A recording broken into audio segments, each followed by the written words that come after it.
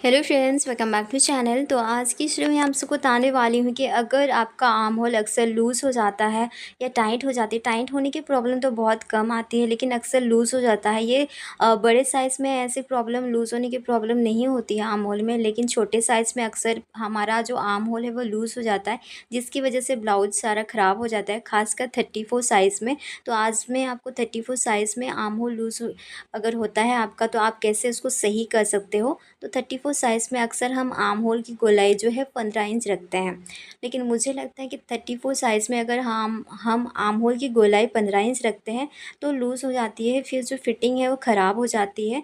तो आपको 34 साइज़ में 14 या 14.5 इंच आर्म होल रखना है, 15 इंच आपको आर्म होल नहीं रखना है। किसी किसी का आर्म होल 15 इंच भी होता है 34 साइज़ में, लेकिन अगर आपका आर्म होल अक्सर लूज़ हो जाता है तो आप 14.5 इंच आर्म होल की गोलाई रखिए 34 साइज़ में। ये बिल्कुल करेक्ट बैठेगा, बहुत ज़्यादा टाइट भी नहीं होगा, बहुत ज़्यादा लूज़ भी नहीं होगा, एकदम फिटिंग में बैठेगा। आप एक बार ज़रूर ट्राई कीजिएगा। तो चलिए देख लेते हैं किस तरह से इसको सही करना है आर्म होल को। तो सबसे पहले आप लोग यहाँ पे देख सकते हैं, मैंने जो है अपना ब्लाउज रेडी कर लिया है बैक साइड का। तो इसी तरह से आपको भी रेडी करना है, फिर आपको चेक करना है कि आपका आर्म होल सही है या नहीं है।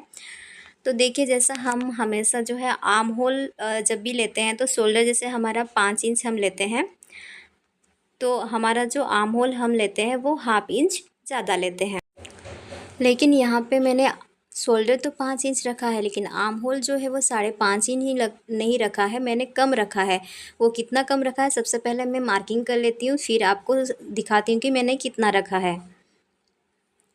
तो यहाँ पे मैंने मार्किंग कर दिया है, फिर मैं आपको यहाँ पे मेज़रमेंट करके दिखाती हूँ कि मैंने शोल्डर 5 इंच रखा है। तो आर्म होल की जो लेंथ है, यानी शोल्डर से जो हमारा लेंथ होता है आर्म होल की, वो मैंने 5 इंच ही रखा है। 5 इंच ही आप 5.25 इंच रखिए अगर आपका आर्म होल अक्सर लूज़ हो जाता है, क्योंकि हम उसको सही करने वाले हैं कि किस तरह से हम इसको सही शेप में लेके आएंगे ताकि आपका जो आर्म होल है वो प्रॉपर बैठे। तो इसीलिए हमेशा आपको आर्म होल की जो कटिंग है वो कम में ही करनी है, 5.5 या 6 इंच में बिल्कुल भी नहीं करना है।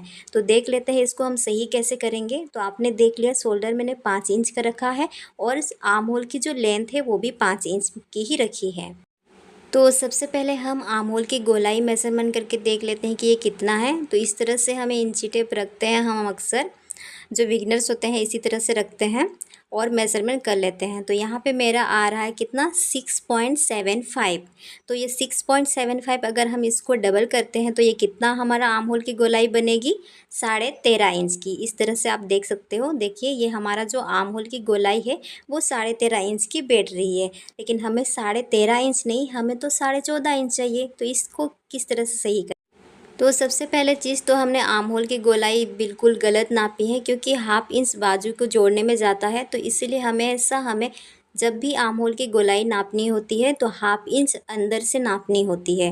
जहाँ से हमने कटिंग की है वहाँ से बिल्कुल भी नहीं, वरना आपका आर्म होल जो है वो टाइट हो जाएगा। तो यहाँ पे मैंने मार्किंग कर दी है जितना हमारा बाजू जोड़ने में जाएगा। अभी हम मेज़रमेंट करते हैं और देखते हैं कि ये कितना आ रहा है।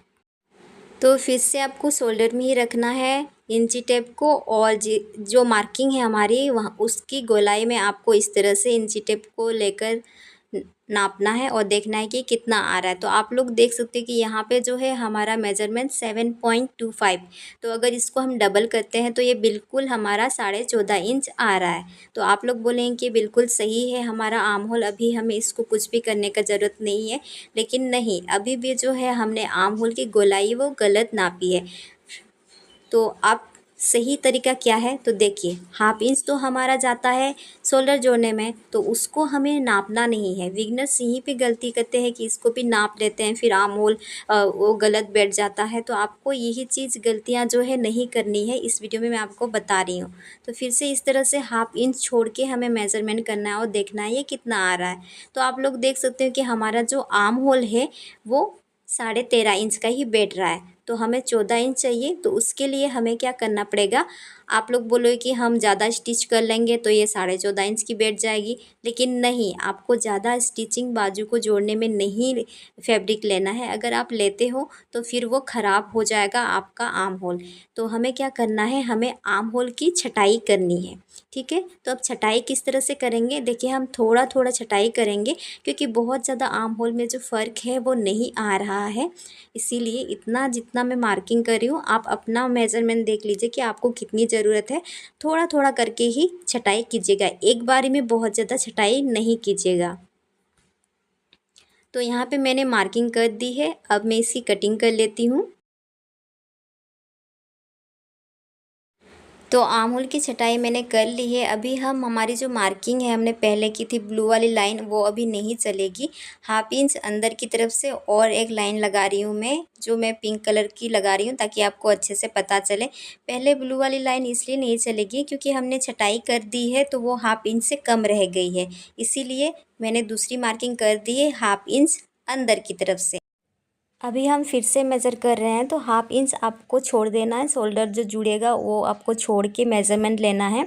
तो जैसा हमने मार्किंग किया है सेम वैसे ही गोलाई में आपको मेज़रमेंट ले लेना है और देखना है कि ये आपका जो करेक्ट आर्म होल की गोलाई है वो मेज़रमेंट आया कि नहीं। तो आप लोग देख सकते हो यहाँ पे हमारा जो मेज़रमेंट है वो करेक्ट आ चुका है, यानी अभी जो आप बाजू जोड़ोगे वो 14.5 इंच की गोलाई बनेगी।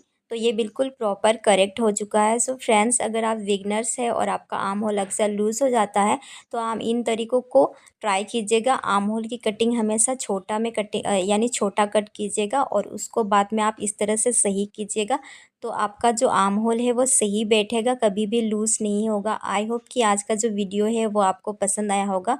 पसंद आया है तो प्लीज़ वीडियो को लाइक कर दीजिए। सो आज के लिए बस इतना ही। Thank you, bye.